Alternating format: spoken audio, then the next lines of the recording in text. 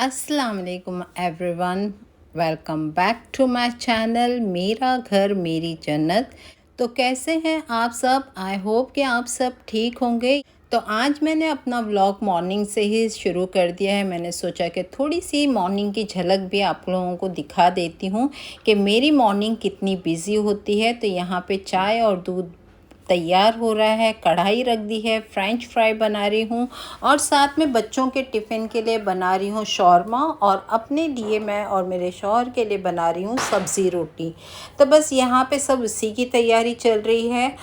और अब है शाम का वक्त, जब मैं घर पे आ चुकी हूँ, मगरिब हो चुकी है और ये है मेरा बेडरूम जिसकी बहुत ही बुरी हालत है।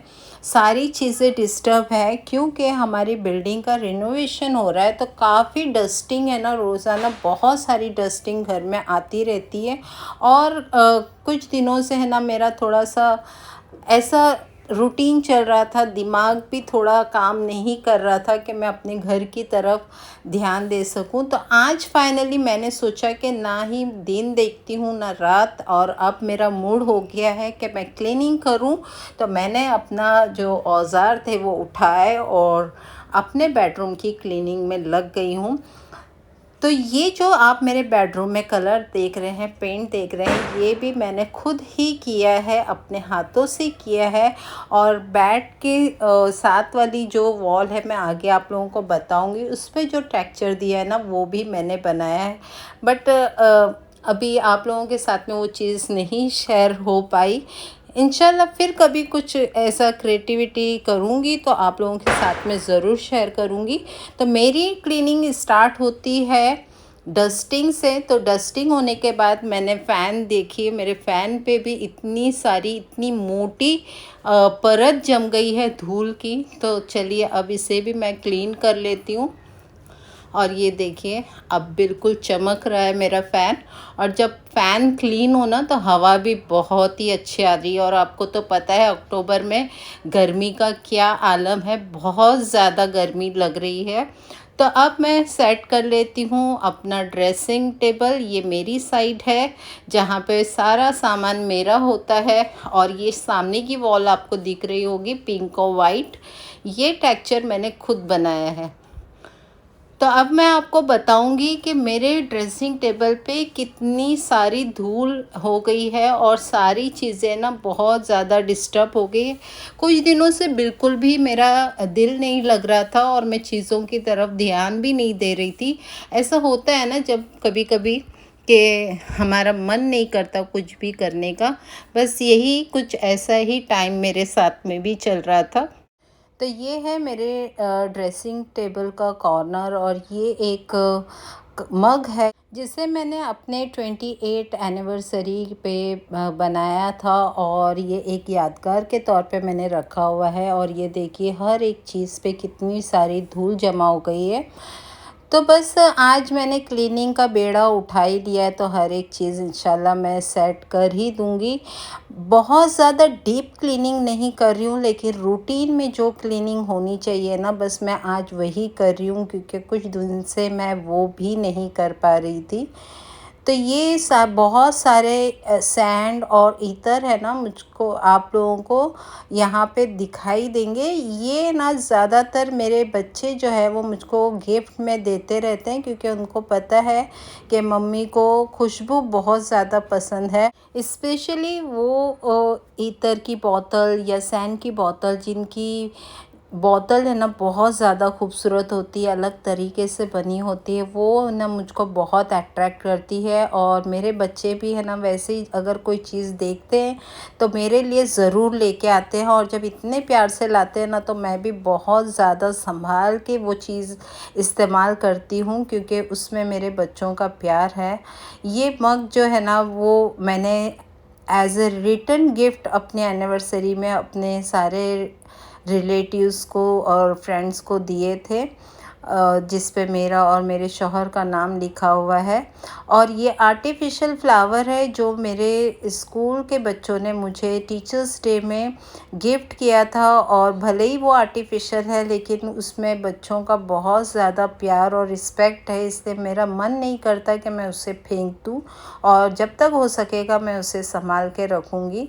तो यहाँ पे मेरा ये टेबल जो है ना वो सेट हो गया है। सारी चीज़ें मैंने अब क्लीन कर ली है, अरेंज कर दी। ये जो बोतल आप देख रहे हैं ना, ये मैंने एलोवेरा ऑयल बनाया था, लेकिन अब ये इतना बच गया है और मैं आजकल जो है ना वैदिक्स का ऑयल और शैम्पू यूज़ कर रही हूँ और अभी कुछ ही दिनों से कर रही हूँ। तो एटलीस्ट 3 to 4 मंथ हो जाएंगे ना, तब मैं उसका रिव्यू दूंगी कि ये मुझको ठीक लगा या नहीं।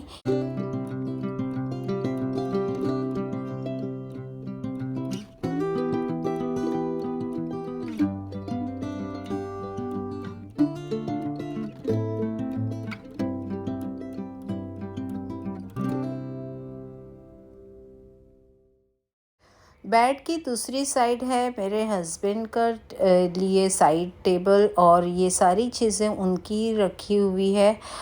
और इनको भी है ना खुशबू, इत्र और सैंड बहुत ज़्यादा पसंद है। ये उनके जो वॉचेस है उसका बॉक्स है, वो सारे वॉचेस इसी में रखते हैं। और इनकी भी टेबल पे काफ़ी डस्टिंग हो गई थी। कुछ चीज़ें होती हैं इनके साइड पे, टेबल पे, लेकिन बस ऐसे ही बिखरी होती हैं तो वो चीज़ें अच्छी नहीं लगती। तो बस थोड़ा सा अगर हम क्लीन कर लें ना, थोड़ा सा गीला कपड़ा फिरा लें, डस्टिंग कर लें और चीज़ें ऑर्गेनाइज़ करके रखें ना, तो वो चीज़ ही का शक्ल ही चेंज हो जाती है और सारी चीज़ें ना बहुत ही खूबसूरत लगती है।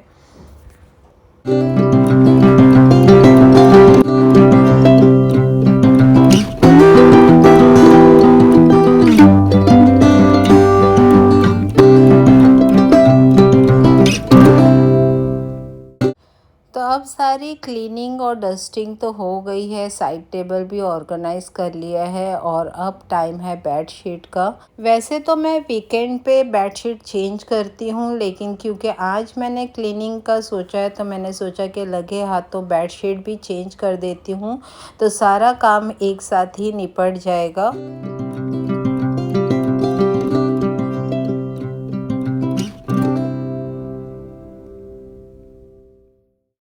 तो यहाँ पर बेडशीट चेंजिंग का काम भी डन हो गया है। बस अब रह गई है मॉपिंग वगैरह करना घर में। मिस बेडरूम में ही सिर्फ अब मैं करूँगी, तो बस जल्दी से जितनी भी डस्टिंग निकली थी वो झाड़ लेते हैं और फिर इसके साथ में कर लेती हूँ मॉपिंग, ताकि हमारा बेडरूम का काम है ना जल्दी ही ख़त्म हो जाए। और आप, क्योंकि मॉपिंग के बगैर तो है ना मुझको क्लीनिंग अधूरी लगती है। ऐसा लगता है कि हमने ऊपर ऊपर से सफाई तो कर ली, लेकिन जो थोड़ी बहुत डस्ट फ्लोर पे रह जाती है ना, वो जब तक हम एक वेट मॉपिंग नहीं करते हैं तब तक हमारी टाइल्स या फ्लोर जो है ना वो अच्छी तरह से क्लीन नहीं होती और वो एक फीलिंग नहीं आती है।